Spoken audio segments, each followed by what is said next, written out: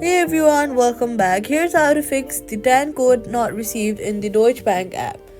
First, make sure your phone has a strong network. Weak signal can delay TAN messages.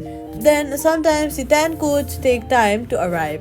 Wait at least a few minutes, then make sure your registered mobile number is active and correct to request the TAN again.